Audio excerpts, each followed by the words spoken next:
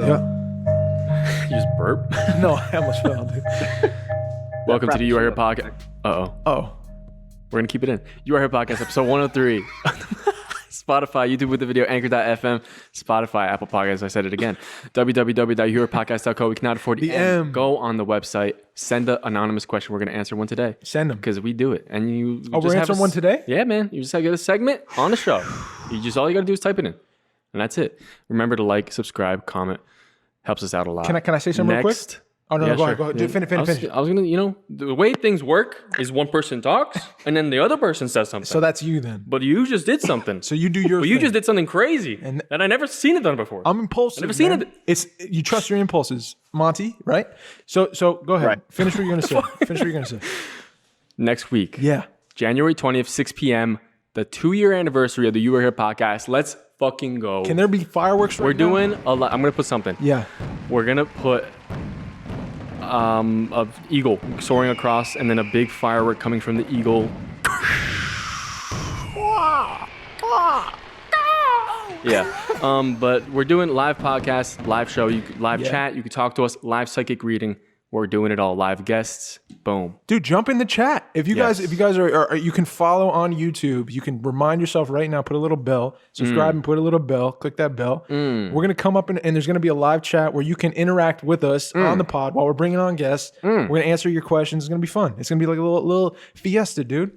So jump on in. Thank you again for everyone who subscribed. Subscribe, support, love. Yeah, we see you when we're growing. And we had the beautiful live before.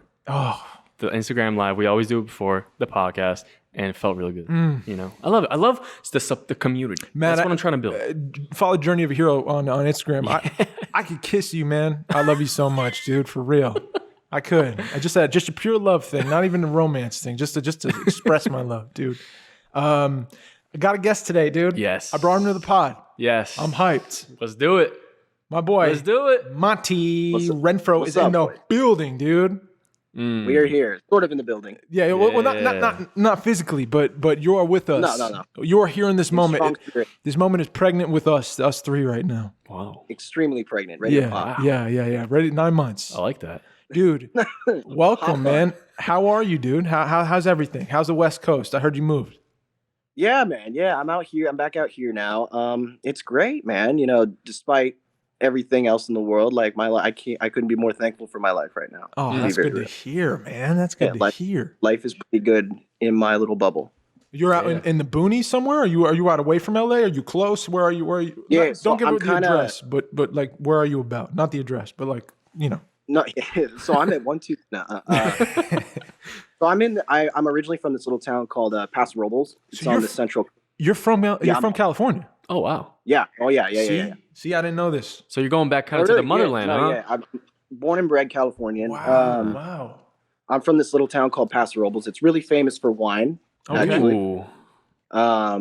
So beautiful, beautiful country, very hilly. We're like kind of what you would call in the mountains. But it takes 15-20 minutes to get to the beach. So it's the best of both worlds. Oh man. Dude, some places like that in California have like the mountain, like you're saying, the mountain, the beach, like everything. I love that, man. For you, bro, New York, California. Ooh. How do we feel? What's the scale look like, dude? Man, I can't. It's too hard, man. I got you. Okay. I feel like that'd be like trying to pick, your favorite child or something like that. Okay. Like, and like, I think Andrea spoke of this on when you asked her that question, when you guys had her on, where it's almost hard to pick like a favorite city or something because you have so many different memories and experiences and things attached to a different place, to where it's like, well, at that point in my life, like definitely New York, and at this point in my life, probably California, and then like 10 years ago, who knows? Like, I got you. So when I want to start like way back. So you came from California, because I don't know this. I'm basically getting to know you now, like more in depth. Yeah. Because we know each other from school. Like we met through school. Playhouse? So we went to Playhouse. Okay, cool. And we're going to get to that. Don't fast forward, bro. I'm just asking. Let him tell his story, man. Mike's ready. Mike's excited. I'm ready. So okay, you're from California. Yeah. So you grew up there until what age about? Grew up here my whole life. And then when I came to New York, I had just turned 21, which is a wild age to get set loose in Manhattan. Oh man.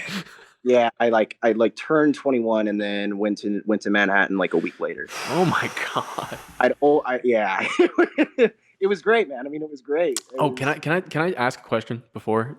Sure. Like on that, like before going to New York, did you ever go there like before?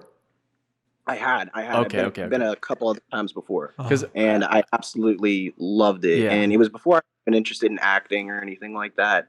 I just felt like I was like, I got to live here one day. Damn. Wow. Because it was such a stark difference from what I was used to at the time. Because I grew up like my family, we would breed and train and raise horses. Oh wow. So that was like my experience growing up. And then the first time I ever saw Manhattan, like, you know, it's the cliche, like, just, you know, like looking up the buildings and stuff and all the people. And, you know, one minute, like you can be in like Midtown and it's the theater district and all this different stuff. And then the next you're in the Bronx, like watching the Yankees or something. Yeah. Like it That's crazy. the magic, It was so man. cool. Yo, It really blew my mind. Monty looks like I can't tell if you're New York or California.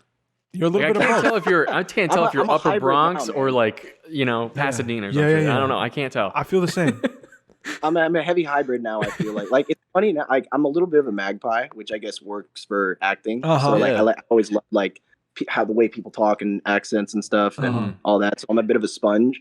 And I was even seeing Friends last night, and I said something, and my friend and she just goes like, "Oh, the New York came out." And I was like, "Really?"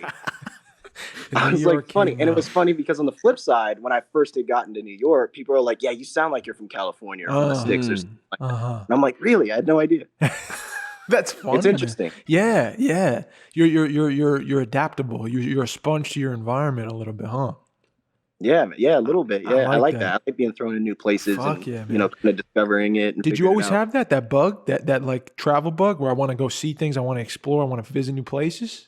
Oh, absolutely, You always had it. absolutely. I Yeah. was very lucky growing up that you know I had a family that was very much like that. Mm. You know, I would like spend summers up in Montana and do like RV trips and all kinds of road trips and stuff like that. That's so I moved incredible. around a lot, Yeah, like yeah. always have.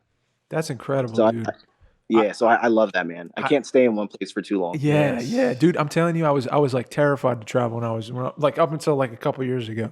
I used to be like I don't know if it was a phobia, but it was like I grew up in a family where it was like you stay here, we do things here. Here's where the family is. This is a big beautiful spot. homebody. Yeah, huge.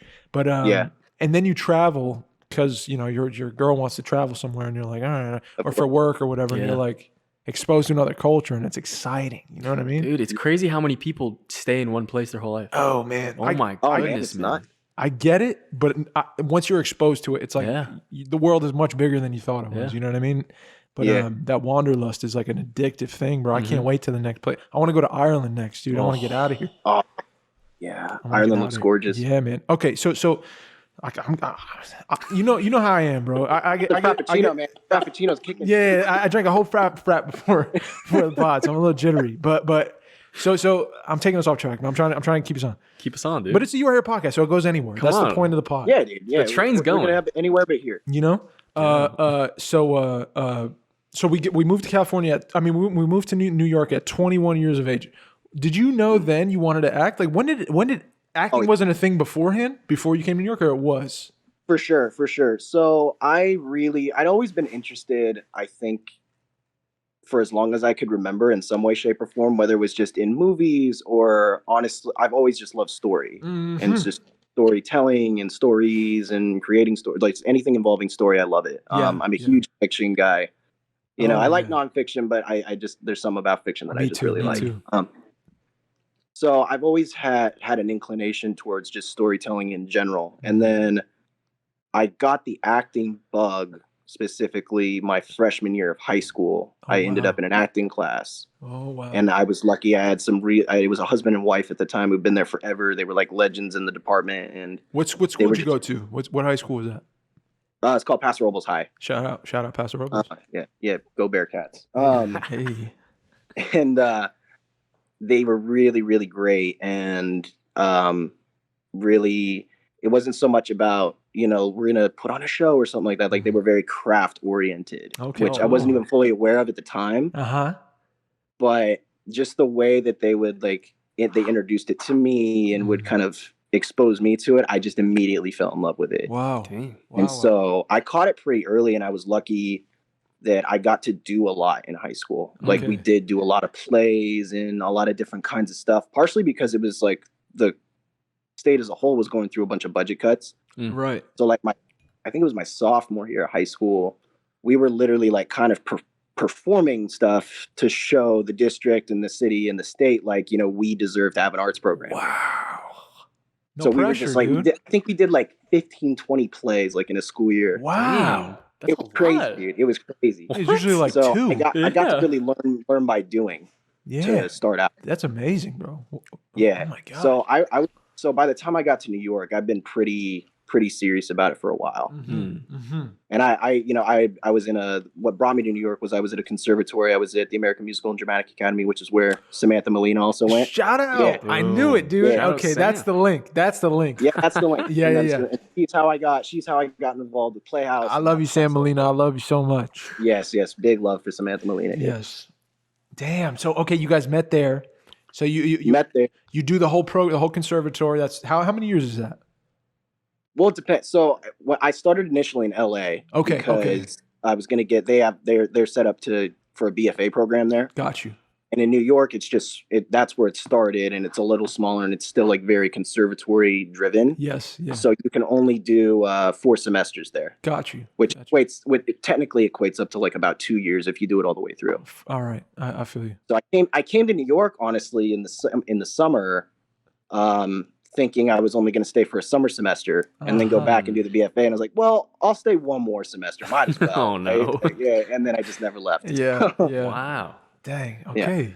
So did you enjoy AMDA or no? Did you have a good time? Yeah, man. Definitely. Yeah. It was a great experience. They teach you how to be like a working actor. You know what I mean? And they help, I feel like, give you a sort of battle plan of how to build a life in it, and to give you it's not like a crapshoot or playing blackjack or something like that. Like it's a craft and a profession just like anything else. You can make a living, you can have a family, you can like have a home and all this. Like you don't have to be living in some hovel in the East Village like eating tuna and Pop-Tarts. That is you said my all-time favorite word, hovel. That is my favorite word, dude. I've done the hovel. Yeah. You gotta do the hovel sometimes. Everyone's got to experience the hovel, dude.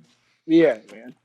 But no, it was great. Yeah. So you get out of AMDA, and then now, and you've been working, like you book a few things here and there. Like how was that going for you? You were acting on a few projects. Like how did that go? So I was pretty lucky. I booked plays like right off the bat. So I was, just little stuff like out in Yonkers and out of the city and stuff. But I was just really excited to work. Yeah, so I was doing a lot of plays, and a lot of the kids that I graduated with at AMDA, one of the best things of that was the network of people that I'd met, and how they were all very much about like, let's put up our own stuff. And that's really how I got to know Samantha, full name Samantha. Yes. Full name. We did it like sort of variety show together. Yeah. And not variety, that's a wrong word for it, more like an artistic cabaret, a lot of different stuff. And we did a couple things in that.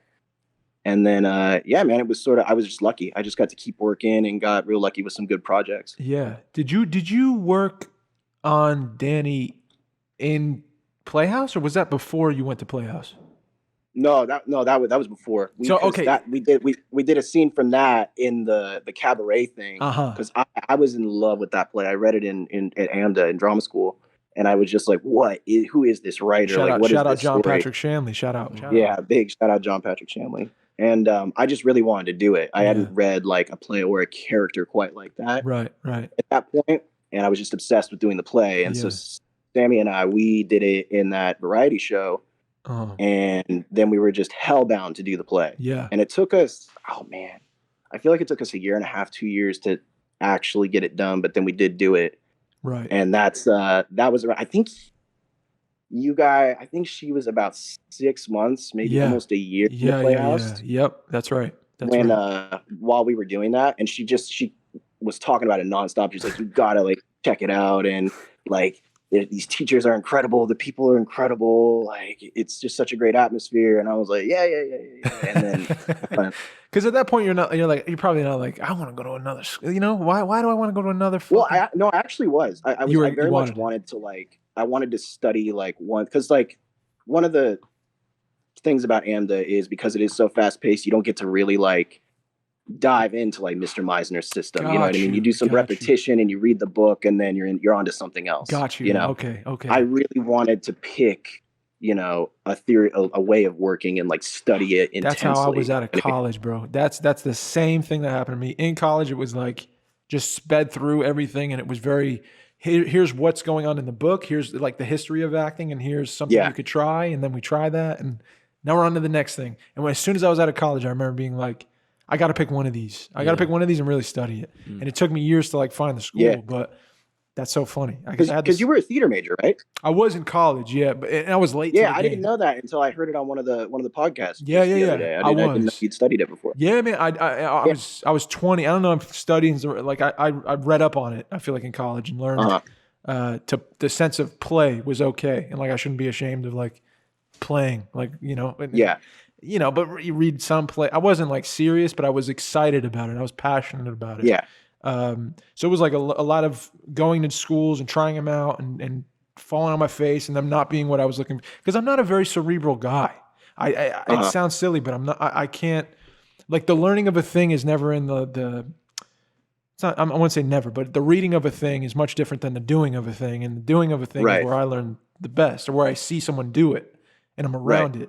Then I can grasp that, but I can't read about it and intellectualize it. And it's like it doesn't work as well for me. So I guess that's why Playhouse worked best for me. No, yeah. But I think we're similar. And I think just with acting in general, that's an essential thing. Like you can, you know, talk about theory and the practice of it all day and night, but until you actually get up and try the thing and, like you said, fall on your face and look a little foolish at times, get your butt cooked a little by the teacher, you know, you're not going to get too much from it. Yeah. But so she knew that I was kind of looking around for something like that. So she was like, you know, you gotta go to this, you gotta just audit, check it out, do something. I love that. So I finally did. Yeah. I'm so glad that she recognized that. Yeah, man.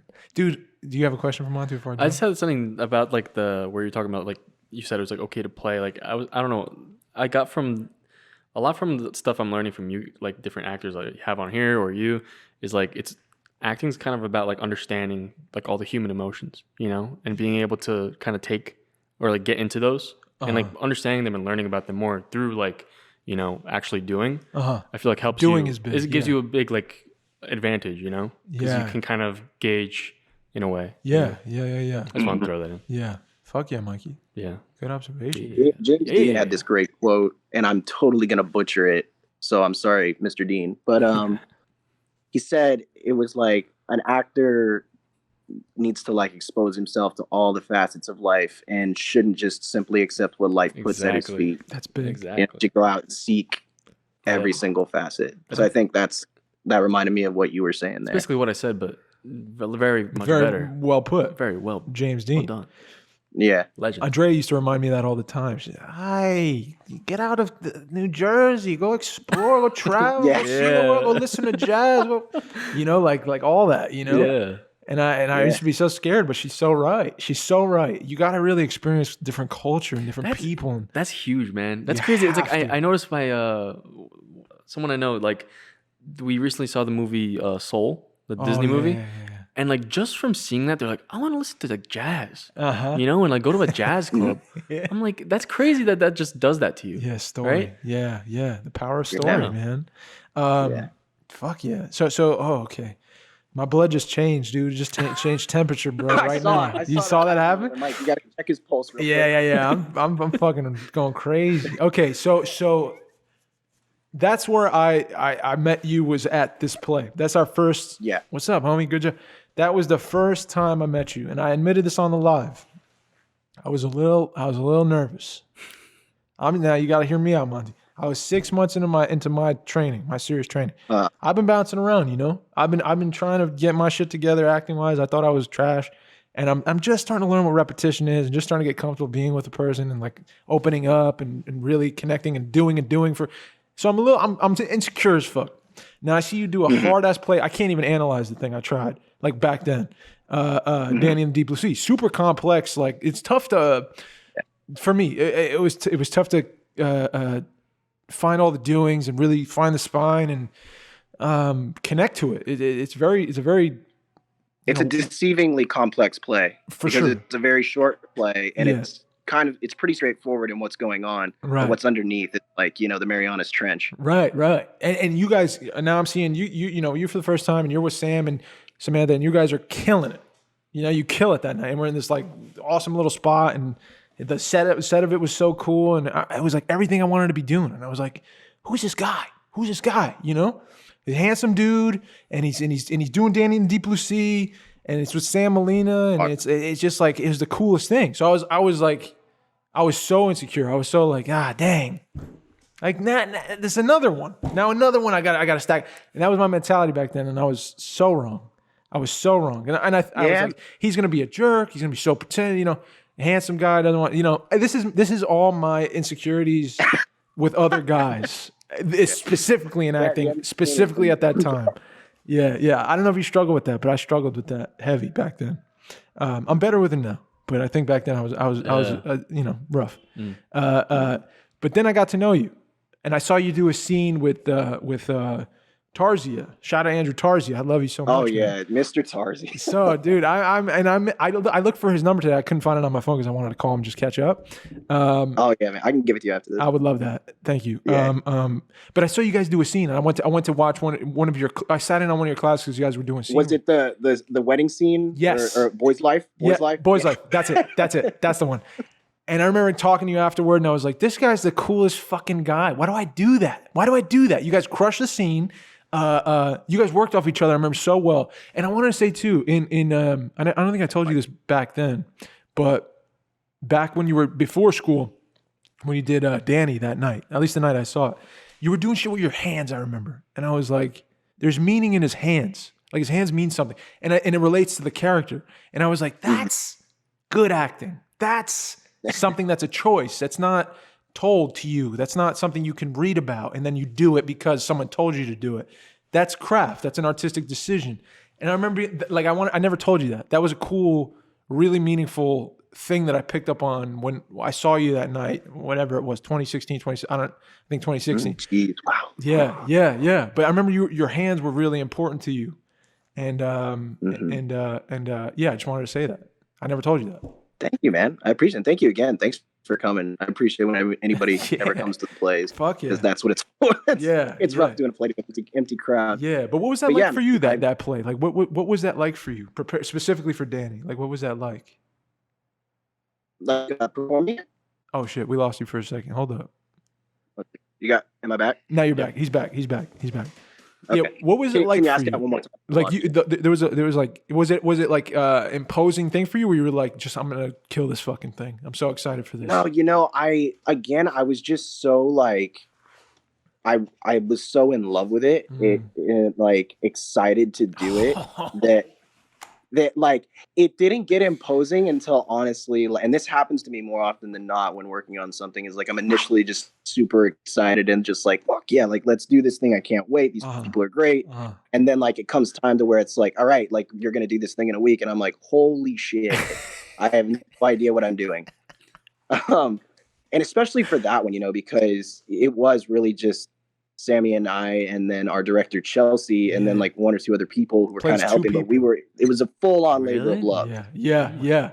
And so we were like, you like kind of felt the full weight of like, oh my God, like we got to put this thing up and we got to learn these lines, and it's John Patrick Shanley, and take him off the pedestal. And yes.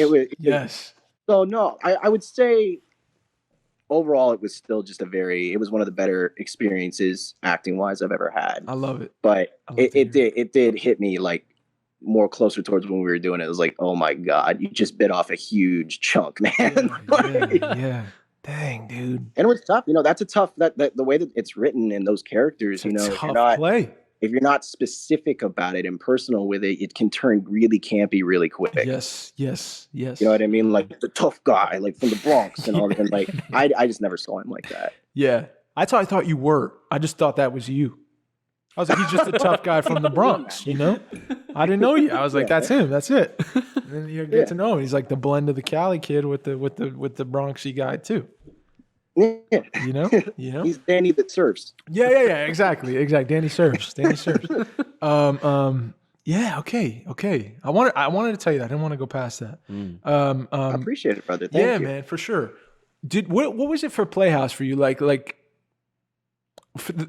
think what I'm trying to ask was like, I walked away with a lot of things from Playhouse, and I think a lot of that had to do with a huge part of it was relationship. I'm so glad that I was able to find a tribe of people who I can call right now, and we can have the greatest fucking open-hearted conversation with. And you know, it's so rare you're in a room with people where you have to be honest and open, and you fall on your face all the time in front of each other, and you're picking each other up in life circumstances, and you're seeing each other's victories. And for 2 years, you know, it was for me, it was a big deal because I didn't have that before.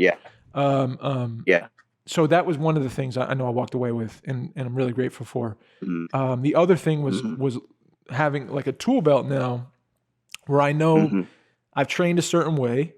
I know how to be present. It's the simple shit. It's the shit you learn early on. But I know for a fact, like you drop me in a scene, or if I have an audition or something, I know how to get out of my head, and that's a tool a lot of people struggle with. And and I feel for you because I was that same kid in my early 20s. But that's what Playhouse gave me, was those simple tools that I always can work with now. So I'm really grateful for that. So it's like the majority of it's those two things I'm very grateful for. And I was just wondering, like for you, was there something you walked away with from Playhouse and you were like, this was, you know, at least I have this and I'm grateful for this? Or is there something you're like, dang, I didn't get what I hoped for, you know, like what was it for you? Oh yeah. I mean, I totally agree with the two that you said as well, because, you know, I feel like even, because I'll say, I didn't really, like you said, you know, you are really in the know like right now, you know what I mean? Like in depthly, but I feel like we share, it's like a little bit more streamlined because we do share that similar language of having that experience, that same shared experience. While different, it is sort of the same, you know? Yes. 100%. So I feel very grateful for the people I've met there and being able to share that. And like you said, the tools, obviously.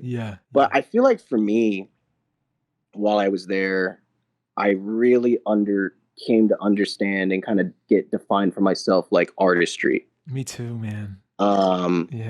You know, because before that, I'll be honest, like I almost kind of hated it. Like hated that phrase in a way. Where it's like, you know, people be going around like, I want to do art, like let's do art and all this. I'm like, oh good God. Like, like what does that mean? And like half the time people don't, you know, they're like, we're gonna do this big artistic thing, and you know, nothing happens. Right. So I was almost a little cynical when it came to that sort of phrasing. But, you know, from how we were taught and the different things we were encouraged and required to expose ourselves to, not just with acting, but literature and painting and music and just different ways of looking at life and people, you know, I feel like I really came to understand for myself, like what artistry means to me, you know what I mean? And how it applies to like my work and even just as a person, you know, I feel like I not only grew as an actor there, but just as a human being. You know, because I think I think the way that we were taught, like it demanded that, you know, it was required, right? It kind of was. That's such a good point, bro. I'm just beyond thankful that, you know, I spent that time there. That's a really, really good point, man. I think I looked at the world completely differently than when I entered that place. You know? Absolutely. It like requires you to be present and to make artistic and to figure out what art is to you, what is meaningful to you. What do you want to, like you're a vessel to, that was the thing I think I learned there too, was like, you're a vessel to this bigger thing. You are in service of, I think that's it. You are in service here. Like that is what you're put here to do. If you really sign up for this thing, and this always feels cheeseball, and I feel weird saying it sometimes, but I'm like, I really believe it. And after going there, it was like sewn into me, you know, like it's like tattooed on me is, Mm-hmm. it used to be so ego driven and so like, I need to do this because I need to, I don't know what it means, but I gotta, you know, get in front of a camera and I gotta say these lines a certain way and then people will like you and then you get paid for it and then you keep doing that and you make enough money and then your mom lives happily ever after in Malibu. You know what I mean? Like that's what was my mind getting to that school. And then you learn the craft of it, that it's a thing that's been going on long before you, that it's based in storytelling, which is the thing you love and you didn't even know it.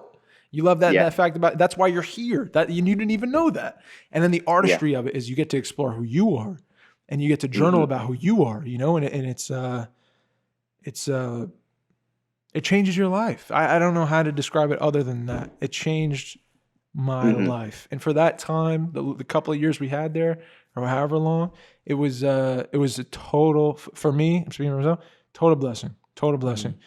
Because it did change the way I saw the world. And I think you're saying the same kind of thing.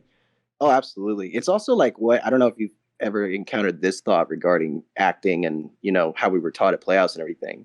But it's almost like this ironic paradox where it's totally like not about you at all, but it demands everything of you at the same time. Yes. Isn't that weird? That's so true. It's so funny. I always like just find that paradox extremely funny regarding, you know, does that make sense to you? Yeah. No, that now it makes complete sense. That's crazy. And like I used to think the opposite, you know what I mean? Like, which was a total, how I would say, like wrong way of looking at acting and all that now, where it's like I need to get rid of all my shit. Like this is not me. Like I'm going to become the character, like whatever, anything like that.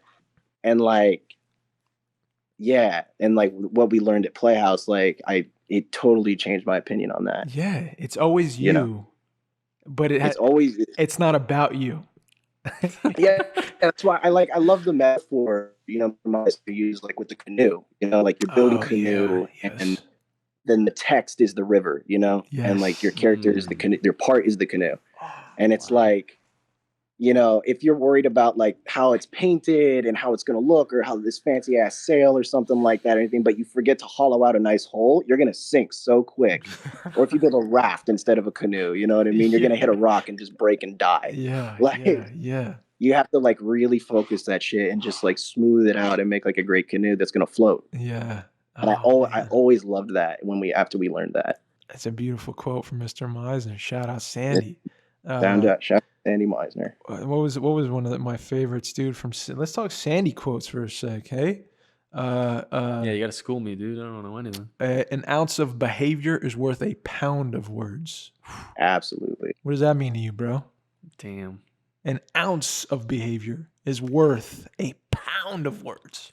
No amount of words is going to equal honest behavior. Yeah. You know what? Oh man, that's actually something I want to bring up one of the podcasts. I was gonna bring it up because it's the 10-year anniversary of. I don't know if you guys like the movie Drive. Oh yeah, God, absolutely, dude. Like great soundtrack. That's what I was like. Gosling's character is like such a. Super it's quiet. Like so like it's all action. All you know what I mean? Yeah. Like a lot of those scenes, I feel like played like just like are an example of that. Yeah. Right. Yeah, 100%. It's a ton of. He probably has like 5 pages of dialogue. In the whole film. Yeah. Yeah, but that's great a good movie too. Yeah, super good. Oh fuck yeah, true man. Like I love Casablanca because I just love watching Humphrey Bogart smoke a cigarette. Dude, you can just watch. No one smokes a cigarette like Bogey. Man. Oh man, that's so true, bro. My favorite moments in all films are moments where there's no words. I realize it's so rare that it's like a moment of words. And my favorite moments in a lot of stories, just behavior. I don't know how to describe it. Or it's one word. I'm instantly thinking of that scene in Manchester by the Sea between Casey Affleck and Michelle Williams. He can't even say it. He can't even say it. No, and just both of them, man. She's like trembling and he's like, you know, collapsing into himself. It's just like, it's like watching a car wreck. It's like, oh my God. What is it? It's called Manchester by the Sea. Yeah, it's painful. It's painful. You got to watch that. I'm watching it. Homework, please. Oh, yes. Not a huge spoiler, Mikey. Not a huge spoiler. No, it's fine. Great movie. Fuck, man. You got me geeking out, dude. I love talking It's about not this. the caffeine at all. No, it's not the caffeine. It has nothing to do with the caffeine, dude. Nothing at all to do with caffeine. But we should get into questions. Yeah, I'll throw some out. I was gonna throw in since we were talking about like the plays, work, and everything. Michelle Emanuela, big shout out Michelle. Shout out Michelle Emanuela. She asked us in the live. She asked us, "What's the best part you got in a play?" Best part you got in a play, Monty. Oh man. Or best part your favorite. you've gotten in a play. I guess it's like your favorite, play, right? Best part you got in a play. Yeah. So it doesn't have to be a play. It could be a movie. It could be whatever. I guess so. Yeah. She said play, but I don't know. Okay. We can answer both ways. Yeah, you guys are both. Whatever. I would say for me, if I had to, I'm honestly just thankful for all of them. If I had any work, but I'd say this. I played this character in this series of original plays a few years back, and it was about this boys' boarding school in Manhattan, like this really bougie boarding school, and you know, they're like trust fund babies, and my character just thinks he's Tony Montana. You know, like they're just moving cocaine like it's nothing, and like in the school, yeah, in school, dang. like it was like Reservoir Dogs in a boarding school. I love it. It was great, and like the writer director, her name's Amon Ward. She's an absolute genius. And so the script was just incredible, and I like a lot of, and it was a huge cast, and like I'm like good friends at least at the time with most of the guys in it, and so it was just like a jam session, man. Like we were just in the garage like rocking out like with this play, and it was just such a great character. You know what I mean? He was just out of his fucking mind, just absolutely super fun to play.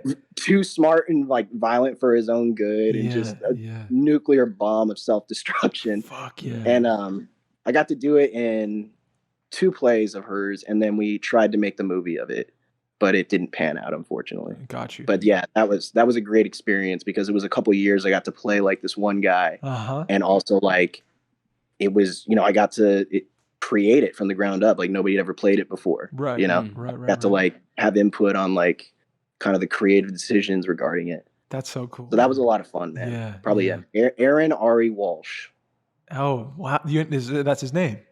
That's his name. I love it. Wow. I love it. What about you, man?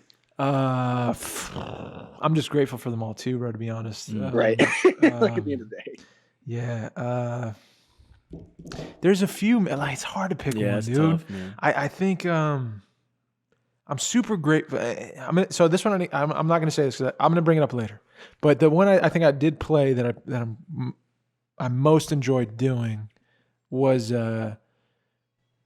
Ray Calder in Lone Star. I think that is. Yeah, man, you were great in that part. Oh, thanks, dude. I think that's when artistic choice became a big thing for me. I think that's when I walked away with a feeling that if I'm really honest, if I really like allow myself to make choices and not just choices from ego or whatever, it has nothing to do with me, but it has everything to do with me being honest, you know, yeah, I remember like this, the impediments and the way of speaking and the way of thinking, I think was the thing I couldn't believe clicked. Like it clicked in those few days I got to do it. And it was an experience that while I was on stage doing it, it was real. And it changed, those moments were changing the way I thought about life, like as we did them together. Yeah. And I'm still moved by it. Yeah, it was a phenomenal piece of character work on your part, man. Thanks. It really was. Because I feel like that's another role where, you know, in the hands of a lesser actor, somebody, you know, doesn't understand the part or the play fully, it can easily go into camp or stereotype with a character like that. I could see that. And it was so great. I loved like the way you would just like listen and react, you know, to your brother that whole play. Right. Because he's like a whirling fucking dervish the whole time. Yeah. Like, I always felt like, and also I mean, I'm sure a piece of it just like goes to, like the friendship you and Jem have. For sure. But like watching you like listen and react to him was just so like, it would be like so hilarious and then so heartbreaking and then so like terrifying at times. It was terrifying. Like that's to you, man, because you sat in those moments and you really authentically listened and responded to him, which was fantastic. Like I learned a lot from you guys. Oh, dang. Thanks, dude. It's a great show. Thank you, brother. That means a lot. Thank you. Really, thank you. But that I remember that was the thing I think, because I was terrified. I remember being terrified, but all the work you do before and then you let it go, right? That's what we're taught. Yeah. And that's the hardest thing, is to be like, all right, I've done crazy shit for 3 months now. I've done crazy shit to be here, to be present, to let it all go. Yeah. And you really got to do it. And I've seen you do that too. And I know you know what I'm talking about. That's the scariest thing, man. And you're there with a whirling dervish of a human being who's not going to fake anything. No, absolutely not. You know? Absolutely not. And we do have a relationship already. And I have this fucking impediment. And I'm basically like a golden retriever in this fucking play, you know? Yeah. That's really it. Yeah. That gets abused a bit and comes back always, you know? Wow. And it fit with Dave. It was very in line with Dave, to be honest with you. That's that thing. If you're honest enough with yourself about what makes you you, some things are going to click with character and some things aren't. You got to bridge those gaps. But that was one that was very easy for me to click with. And the other impediments and stuff I had to reach for. But that's, I think, why it worked for me so well. And that's why I enjoyed it so well, because I got to explore that part of myself in those moments and be terrified. And that came through. I think it totally comes through when somebody is really enjoying what they're doing in any realm, like acting, you know what I mean? And that totally informs, you know, I feel like it helps the audience almost subconsciously enjoy it as well. Yes, dude.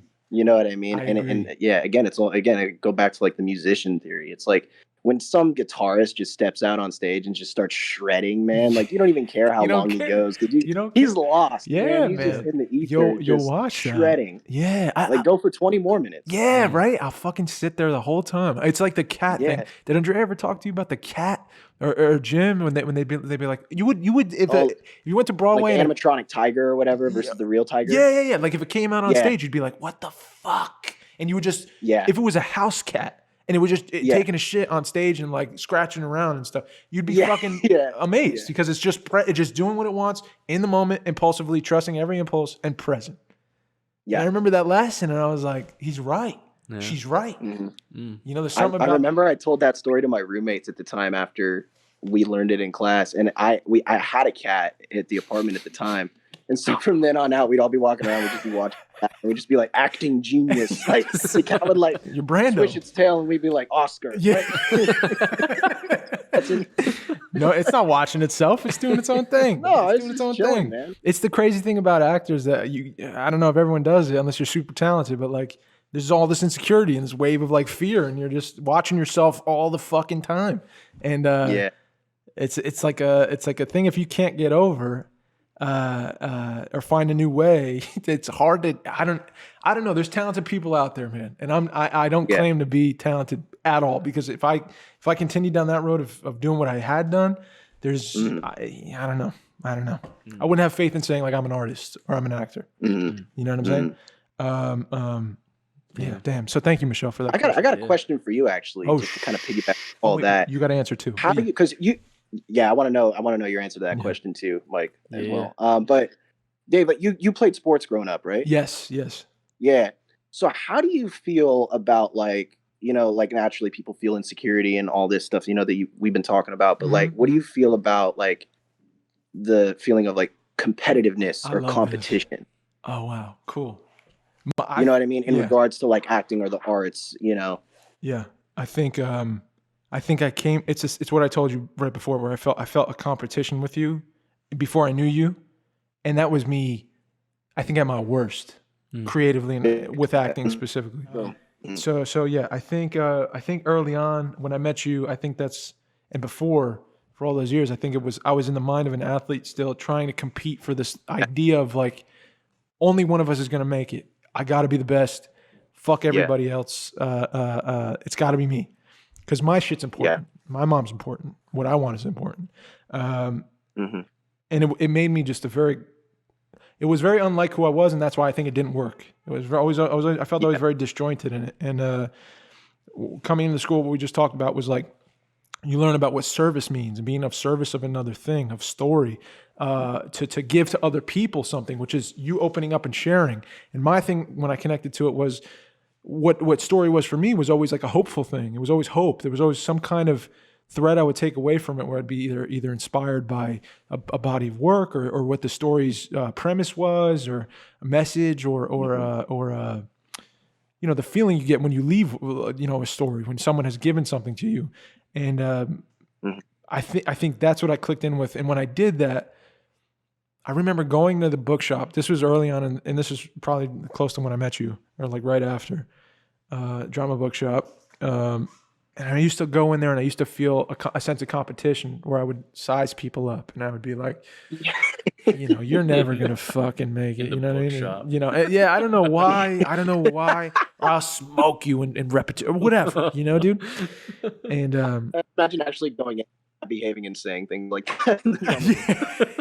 He's good. Like, what I'll be like, what? Yeah, I'm not saying anything. I'm just watching people. And then I just realized it didn't work for me. None of that is I think productive for me when it comes to acting, man. For me, I need to be open. I need to be empathetic, dude, which I think I am as a human being, period. And I've been going against it for some reason with acting because I thought it was a competition.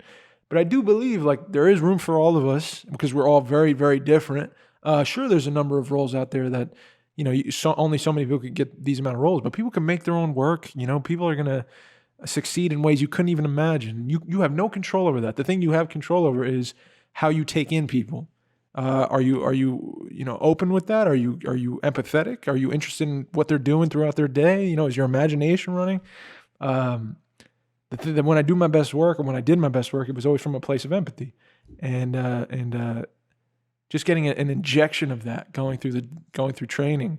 Every time I walk into a room now with a new project, with new actors, or just auditions, or just talking to people who are actors, or just being around people, there's no more size up. It's no more of you versus me. It's not athletics in that way. It's not the same. It's not my team against your team.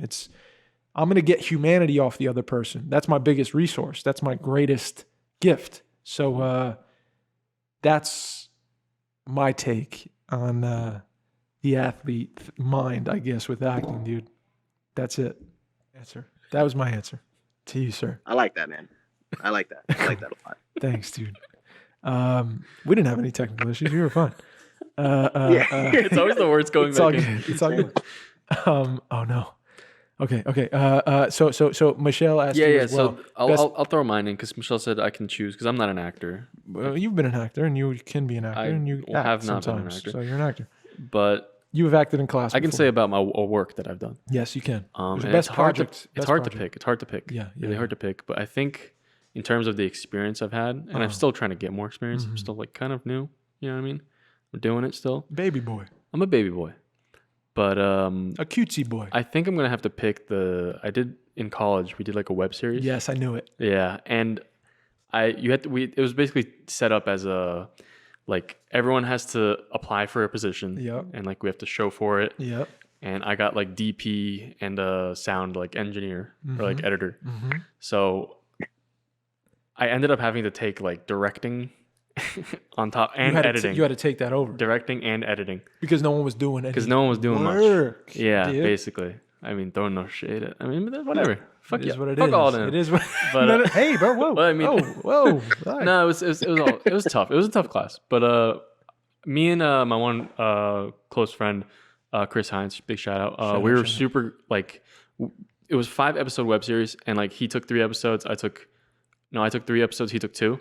And then we'd help each other out basically as AD. Mm-hmm. And I don't know, it was just the most I've ever been involved in actual a set for a long period of time. Right. So it was multiple weeks. It's a whole semester. We're doing this, writing it together, planning it, all this shit, And I don't know, it was just it felt really good to put 100% in, and that we felt we were running the fucking show. Yes, yeah. It made me feel because confidence is kind of tough for me, especially in my field or my passion, and I felt I was super 100% confident in that. Yeah. And it felt good.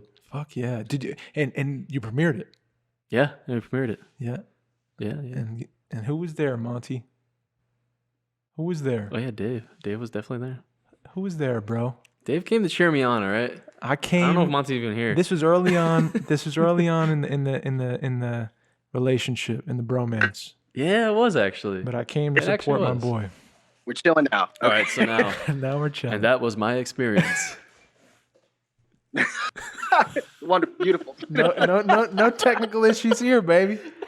Wi-Fi is Give good. him a cinematic jackknife. That's what I got.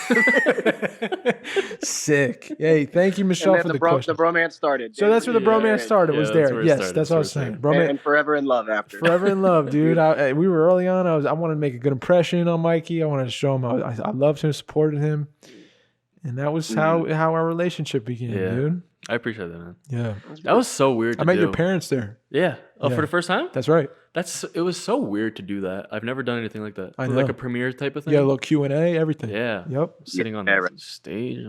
Anything worse than that, or did you enjoy it? I enjoyed it. Yeah, good. I enjoyed it a lot. That was really nice. Did you get to do it in like a big theater? Big. We did it was like a theater Did auditorium like kind 60 of thing. seat auditorium theater. Yeah. I think it was like 100. Yeah, it was big. It was big. Yeah. It's cool. Yeah. That's so awesome, man.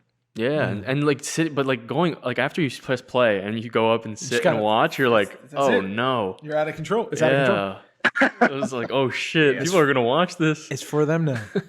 You can't control the outcome. With all these people. Yeah, that's a scary thing, dude. Well, thanks, Michelle, for the question. What would you tell people out there who want to make something and they're afraid of that, like the letting go of a thing because you made it and now it's for other people to see. What would you say from that experience? That's tough because it's like I mean I've known a lot of people that are still like that, and like whatever you like, just saying like it's hard to find what to say. It's always I think it's different for everyone. There's something in like everyone that's like stopping them. Yes. Whether it's afraid what other people think, or they're not confident in their own thing, what they think about themselves. Yeah. I think eventually they got to figure that thing out. Yeah. You know what I mean? Yeah. You got to find yourself exactly what you want to put out there, what you want. If you want other people to feel something, if you wanted to do it for yourself, figure out what your drive is for why you're doing this thing. Hell yeah. Fuck yeah. Hey. Absolutely. Episode 103, dude. You are here podcast, Monty. Hey. Yeah, spiritual fist. My boy just juiced up a whole fucking group of people right now. Yeah. Thank you, Mikey. Yeah. Come on. Let's go. We're going to get into the rest of the questions. We got Katie Trubesky in the live. Thank you, Katie. Big thank you to Katie. We love you. She said, at what time did you find your passion? What time, Monty, did you find your passion? You kind of went into this, right? Early high school, right? You got specifics? Yeah. It was at 9 a.m. Do you remember a moment, though, where you were like, oh, whoa, something feels different, man?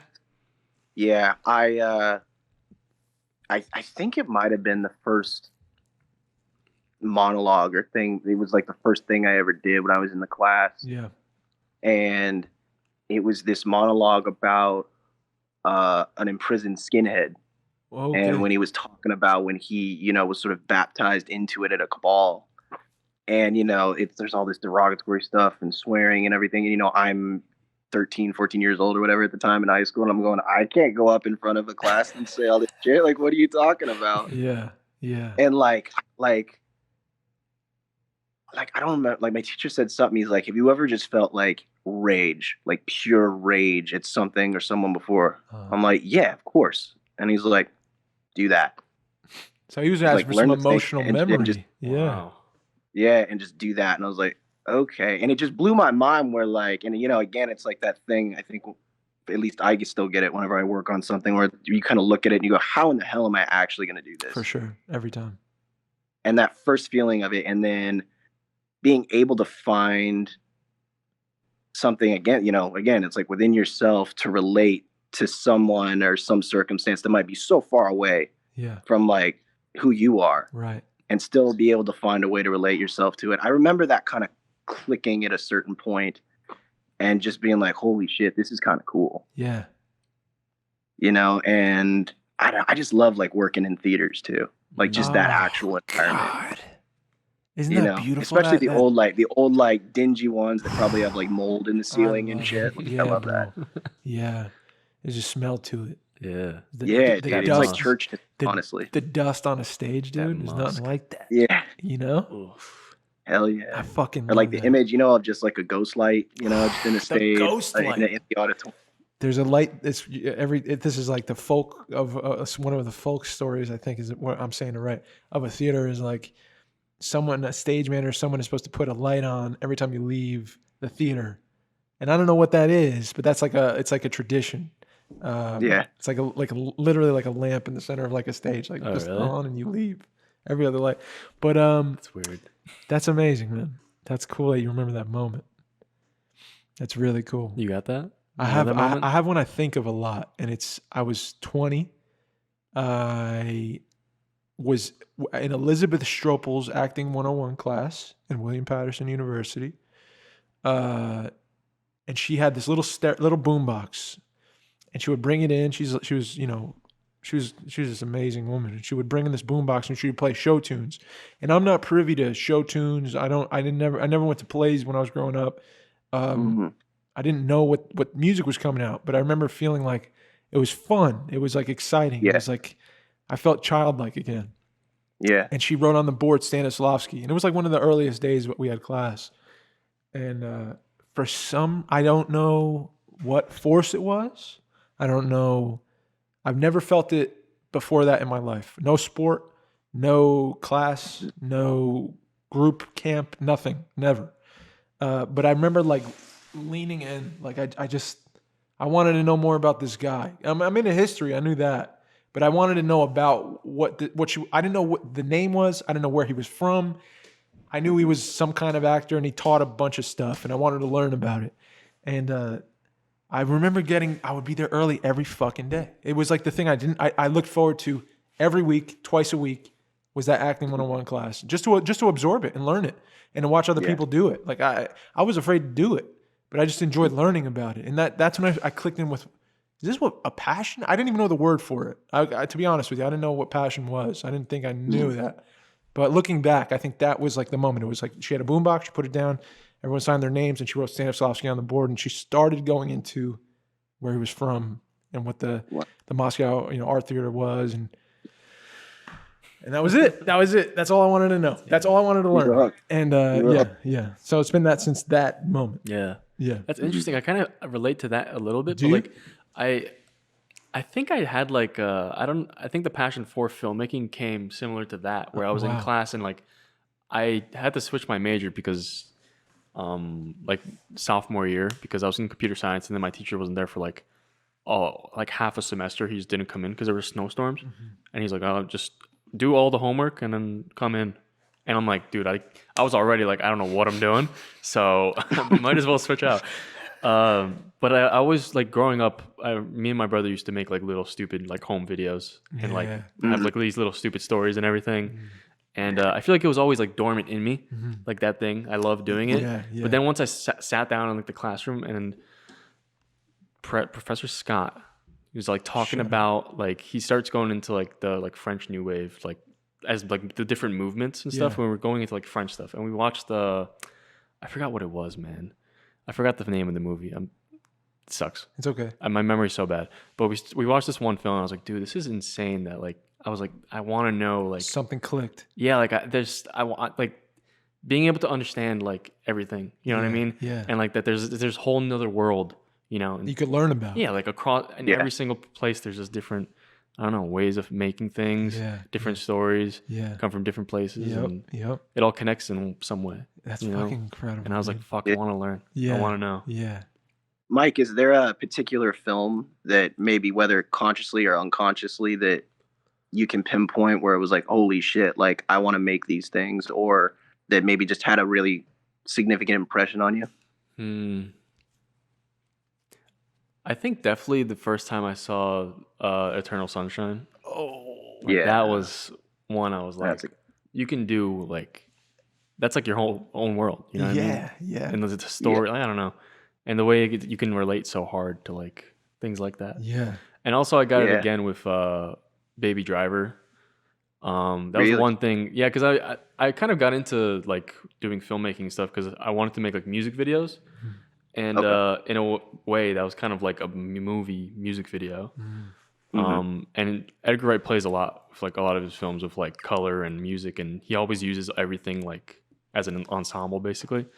And I don't know, I gravitate towards that kind of stuff. Yeah. So do you have like a particular story or screenplay or movie you'd want to make if, like, let's say Warner Brothers just came to you today and was like, here's like $500 million, you can make whatever you want? I don't think I do, man. I Nothing really yet? don't. You were working on a thing, and I think you shot. I have it a for couple now. things, yeah. I have a couple things I want to do. But nothing yet. But I don't know if I don't know. I still think I need to learn and like live more. Yeah. How about you, know? Monty? How about you? You guys definitely do. Oh man, I'd love to play Napoleon Bonaparte. Oh God. I remember in like I think it was sophomore history class, we were learning about him. And there's this story after he'd been like exiled from France and like on that island, right? Wasn't he on that island? yeah, yeah. And then he came back and like I think his own army was sent to go get him or something like that. And he just like went to them by himself and he like went up to him on a hilltop and he just like rips his shirt off and he just like throws his hands up and he's like, "Here I am." He's like, "If you want me, now's your chance. You can kill me. You can do whatever you want. I am not afraid of you." Whoa. And that like won him his troops back. Fuck. And I was like just what a guy. And also like what a moment to be able to like as an actor. Like Yeah, bro. you could do that. Yeah. I have a part okay. Fuck. Yeah, I just got one in my head. You got one too? I have two. There's so I was gonna ask you too, like a part you haven't played that yet that you were dying to play. So I guess you just answered that kind of. Mm-hmm. I would like to play. One of them is, so I'm in love with this play. I talked about it 30 times on this podcast already. Gruesome Playground Injuries from Rajiv Joseph by Rajiv Joseph. That's one of my favorite plays of all time. And I think fucking play, man. That play has eluded me, bro, for years. Like to put up. Really? I wanted to put it up in front of 5 people. Like I don't care who comes. Yeah. I just want to do that. I want one person to come and because I know I can give something to that dude. I know it already. Yeah. And I've worked on it for so long. Shout out Tori too. Yeah, Tori. you and Samantha, right? So it was me and Sam and Tori worked on that too. Yeah, Sam was the first one to actually like work on it with me. And this was beginning of school, 2016. Mm-hmm. But I'm so keyed in on it, dude. And I know I can fucking that's it. That's all I'll say. We'll go down the hole. That's it. So that's one part. And then the other part is I have this fantasy, bro, about John Wilkes Booth. Do you know who that is? Ooh. Yeah, oh yeah, absolutely. Now, I don't know if I'd be the right person to play him, but I know I would want to play him. The book. I just found this book. I've been reading the book on him. Remember it. It's like called An Extremely Bloody Affair or something like that. But it's about like the Wilkes Booth, like the Booth family. Fuck. Because they were like a family of actors and like just like the whole like their lives and everything that led up to that. They were like the Barrymores, like before the Barrymore, like they were the acting family of America. And it was a huge deal. Yeah, dude. And this guy, the thing I think I'm attracted to with it is how do you look past what you already think about a person? So like I think this guy was a nutso from the South. Wanted to take care of the union. The union was or the Confederates were seceding and they were losing and it was fireworks were going off in the Capitol, right? Mm-hmm. And he was there. Yeah. And he created this plot to kill the president of the United States and the Secretary of State and the vice president all on the same night and win the South like back. Jesus. And he killed the president of the United States of America. He did that in a theater during a play, just like an actor would fucking do. Yeah. So it's all that shit is bizarre to me, but I think the thing you'd have to key in on, and this is the thing that's to not make it campy, would be what would cause you to do a thing that's going to cost you most likely your life, and on the other side of it, you assume that a group of people will love you for it that end up hating you, and you have to live through that too. Honestly, like he thought he was going to be a hero, and he was chased down like a dog. Mm-hmm. And I don't know. No, what a part to work on. Oh, bro, damn. That's a juicy part, man. And he's on. There's a man. Oh, bro, it'd be so sick. But that's one of the fantasies. I'll figure out the title of that book for you. Please I'll do. Send it to you. I would love that. That's so funny that you mentioned it because I just randomly discovered this book on a clearance rack. Oh, thanks, dude. Tell me about it when you find out. For sure. You got one. The one I thought of was something about my mom's like life. Like incorporating her life, her like childhood and growing up into a story. Yeah. Because my family comes from Poland. They're both Polish, and they're immigrants from Poland. And and my great grandma I want to like incorporate too because she was a big part. It wasn't the greatest like upbringing, and it was like communist Poland coming out of like the war, Holocaust stuff. My great grandma was like in jail, or like she was about to go to like a concentration camp, and there was like a split like chance that she was either going to like a concentration camp or she was going to be free. And you know, she got out, and she like went, and she like took care of my mom and stuff. She had a bad household, and like I don't know. There's just so many things. Like, you know, when you hear a story from someone, you're like, that's a movie. That's a movie. You know what I mean? Yeah. Like, I just want to do absolutely. something like that, just for, I don't know. Fuck yeah. And that's your story too, man. Yeah, Like, yeah. That's your blood. Yeah. Have you One ever day. read Elia Kazan's biography? Oh, No. You should check it out, man. Fuck That yeah. kind of reminds Elia like the way Kazan? you were talking about Elia, it. Like Elia. really reminded me of how he talks about his family and Really? how he wants to Yeah, incorporate that I don't know story. why I never and thought of stuff. that. You would definitely vibe with Elia Really? Kazan. Elia Kazan? Yeah. It's a commitment to read that book. Yeah, Like, yeah. Oh, really? it's But even the He's a beginning great of the writer. book, I think, would inspire him. The beginning of, Oh, yeah, of for where sure. he comes from and Sure. his family and what he became. I'm going to check it out. I'm going to look into He's it. one of the best I'm directors looking all time. All time. Yeah? All time. oh, easy. I never even heard Easy. of him.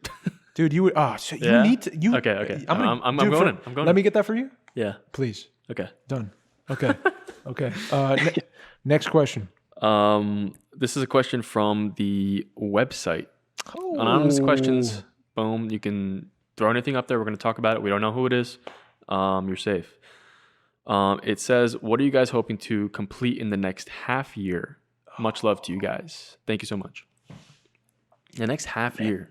I have to finish my feature film by I set a deadline May 1st. The May script, 1st? the final script. Yeah, I just set a deadline without him. May 1st. So that's the half year. You guys have been working, huh?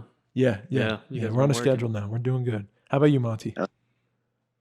Yeah, there's an idea for a script that I've been like kind of kicking around that I've been sort of starting, sort of not, like, but I want to get that done, or Yes. at least a draft of it done Yes. within the next year for sure. Fuck yeah. How about you, yeah. Mikey?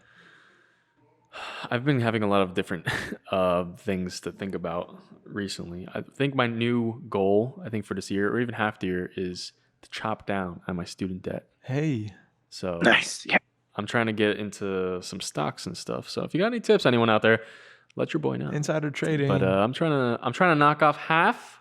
whoa. in a year. Whoa. You got money, dude. I don't have money. You got. Trust me, dude. If I had money, I wouldn't have debt. I would not have debt. And your boy's got debt. Hey, Mike's got money. Nothing wrong with little debt. I'll buy you a coffee. You know what I mean? Like, I'm just Done. playing. That's a high roller for me. I got a question for both of you. mm. Are we? So we're good on time. This could be the last Do question. whatever we do, man. It's This is your podcast. Your Hair It's Podcast, the realest podcast in the game. and we are the so you realest could do podcast whatever. in the game. That's it. And Monty You would can do whatever attest you to want. that. Thank you. So I thought about this on the way here. I looked back. I was driving here, and I was thinking about last year in 2020 and all that. You know, we've all kind of been through some things. I don't know how everyone's 2020 went. Mine was very, very rough. And I remember I posted a thing because it struck me on Instagram. I think it said, and I lost myself completely. And I thought about that. And I was like, I never felt like I had lost a sense of myself completely before. But I think in 2020, I actually did lose who I thought I was, like how I worked every day and how I thought. And I never thought that way before. I never did the things I did in 20. I wasn't so, I didn't pick up things addictively before. I didn't treat people that way. I didn't shy from people like I did in 2020. I never picked up the phone in 2020. I feel like for the majority of the year, and I always been very like, I want to be connected because it makes me feel good. I like to have conversation. I like to open up with people. I enjoy this.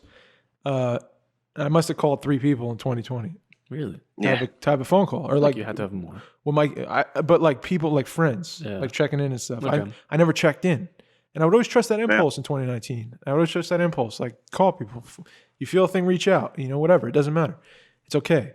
So that was one thing. But so I wanted to ask you guys both: is there a point in your life where you felt like you lost yourself completely? Yeah. For sure. Oh yeah. Yeah. I think Better or worse too. It doesn't have to be terrible. Yeah. I think one thing I definitely learned, especially this year, I think I finally like changed. Like it's something I've changed about myself that I actually like really like. Is I got past a lot of like previous relationship things. You know, I had some bad breakups, and you know, they didn't put me in the best spot mentally. Right. And me as a person, and like I know you are also like a hopeless romantic, like Big me. time. Like, and I go way too far into a relationship. Like I'll, you know, neglect people, my family, friends, like stuff like that. I'd give too much. You know what I mean? And that's a problem I think I found that was within me. You know, I felt like, I don't know, like that love from this person overpowered everyone else's somehow. So you lost yourself because of that love. Yeah. So I think, and then like it all, you know, just went away, you know? Then it's like, well, what the fuck am I? You know what I mean? What like, am I now? Like, I have nothing now. Yeah, what do I have? I feel like I have nothing. Who am I? Yeah. I love that answer, dude. Yeah, so finally, yeah. Good 2 years. It makes me figure out who I am. Yeah. And That's now okay. I'm good. Now I'm good. Now I'm good. Yeah. Yeah, you're back. That's all that matters. Yeah, you came back. Yeah. Fuck yeah. I love that answer, dude. How about you, Monty? What about you, Monty? Yeah, man. Oh no. I think I had two solid moments. Obviously, you're not conscious of it in the moment, but yeah, looking back. times where I think I kind of got off my personal railroad track, and one was right before I came to New York, which is one of the biggest reasons why I wanted to do it. I felt like I needed to shake my life up a little bit and just do something different, and you know, kind of force myself to adapt to a situation. Right. And then right before I went to Playhouse, actually, which again, like another reason why I was like, oh, okay. I think this is a good thing for me to do right now, you know, to shake it up again. Yeah. It's a weird thing, huh? So yeah, it's a weird thing, man. And I think a lot of it was something I've definitely discovered and really created, I think, a much healthier relationship with in 2020 was intention. Right. You know, like, how do I not even just with acting or, you know, movie making or anything like that, but just life in general, you know, because we were all sort of forced to just sit there and kind of think for a little while and think about life. And I feel like for a long time, I was sort of just like gas pedal, like all the time. And like, you know, all right, like this is done. Now let's go do this and let's go do that. And, you know, it's like that Denzel quote where he says, don't mistake movement with progress. Yes. I felt like there was a lot of times where I was moving around a lot, but it wasn't necessarily progressive movement. With intention, right? Yeah. Yeah. So I think like I really thought about intention a lot this past year, you know, and the times of solace, we'll call it, I guess. Yeah. You know, like when we are able to go back out and like fortunate enough to do our work fully again and be with people again and, you know, really participate in life fully again. You know, are you doing that? Am I doing that randomly or just for the sake of doing it? Or am I doing it because these are things that I want to be doing and things that I want to be putting down like building blocks in my life? Yes. You know? Yes. Damn. I love that. Moving with intention. Yeah. I love that. Yeah. Yeah. Yeah, man. Like I would relate, dude. I could definitely relate. Wow. Definitely relate. A lot of movement, not much direction. Yeah. Yeah. And, you know, I think like in the acting realm, that comes from kind of the lack of stability that comes with it, you know? Sure. Yeah. At least for me, like I always felt secure when I felt like I had something going on. You know what I mean? Yeah. Even if it's like some little play that Same. like maybe nobody's even going to come and see. Same. It was like, I'm working. It's like a shark. You know what I mean? Like if I keep swimming, I'll be alive. Yep. I totally understand, bro. It's cut from the same cloth, I think, in that regard. Yeah. And then when you're stuck to, you know, you're handcuffed to your couch, it's like, yeah, what are you gonna do? I'm dead. I'm drowning. You're gonna give yourself a heart attack. Like. Yeah. I think that's the thing I walked away with this year or last year was I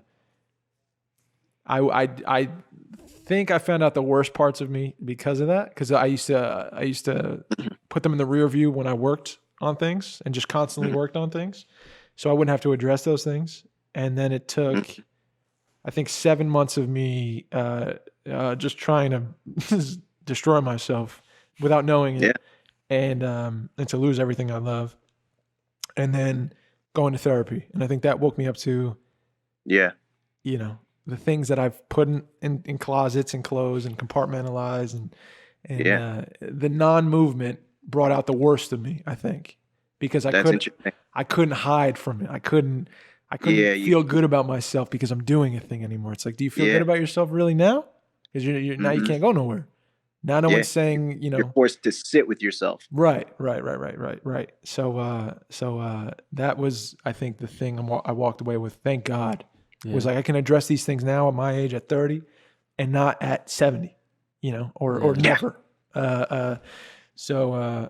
Yeah, I'm grateful. Ultimately, but yeah, it's okay to get lost. I think it's okay to get lost. I think it's part of living. I think it's part of our. I think it's necessary. Yeah, I do too. I think it's a part of everyone's journey is to get a little lost, and it's your choice what to do from there. Imagine everything going well. Imagine that. Imagine sunny days. Just imagine. 70 and sunny every day. I know, right? Out in Paso Robles, dude. I'll take a little 70 and sunny. Yeah. A little umbrella drink.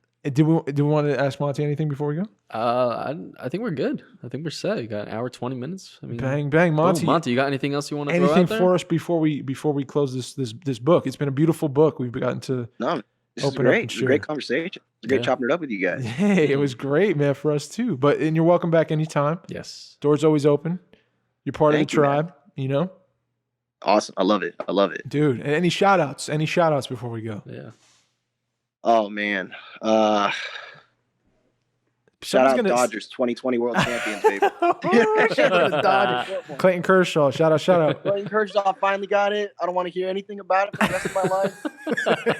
Hey, people are gonna be upset with you, man. I'm just letting you know. People are gonna be mad. They say, Monty, this was the moment you were supposed to shout me out, and you didn't. You know. Shout out everybody. Just shout out everybody, man. Like I love all the friends, everybody out there. Boom. I met everybody that I can't see right now. Yeah. Love y'all. Miss y'all. There you go. There you go, man. Hey, send me Tarzia's number. Send me that book title.